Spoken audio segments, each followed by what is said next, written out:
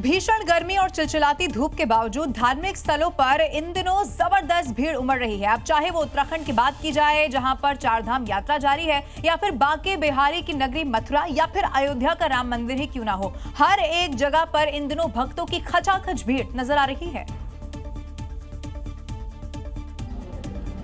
इसे आस्था की ताकत ही कहें कि आसमान से बरसती आग, तपती जमीन, रेंगती हुई कतारों के बावजूद भक्तों का उत्साह कम नहीं हो रहा। चाहे वो अयोध्या, मथुरा हो, कैंची धाम हो, या फिर चारधाम की यात्रा। उत्तराखंड के धार्मिक स्थलों पर तो आस्था के साथ ही प्रकृति के नजारे भी लोगों को आकर्षित करते हैं।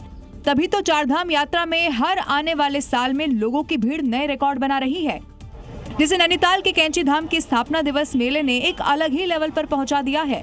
देश भर से नीम करोली बाबा के भक्त यहां पहुंच रहे हैं, जिन्हें संभालना पुलिस प्रशासन के लिए बड़ी चुनौती है। भक्तों की भक्ति से मथुरा भी सराबोर हो गया। गोवर्धन, वृंदावन और बरसाना में कृष्ण भक्तों का सैलाब उमड़ आया है और यहाँ की गलियां पूरी तरह से भक्ति के रंग में रंग गई हैं। और हमेशा की तरह रामनगरी अयोध्या में तो हर दिन देश के अलग अलग हिस्से से हजारों की संख्या में लोग पहुंच ही रहे हैं।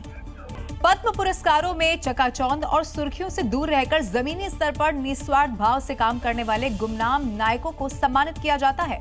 इस साल सम्मानित होने वालों में 2 ऐसी नायिकाएं भी हैं, जिन्होंने मुश्किल हालात में भी कामयाबी की मिसाल कायम की।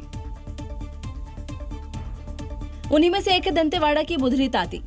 इन्हें महिला उत्थान और समाज सेवा के क्षेत्र में उल्लेखनीय योगदान के लिए पद्मश्री पुरस्कार मिला है।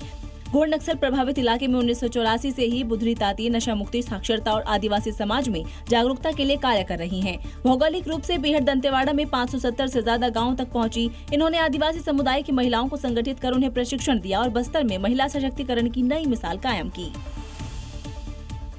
वाराणसी की मंगला कपूर की कहानी भी कम प्रेरणादायक नहीं है।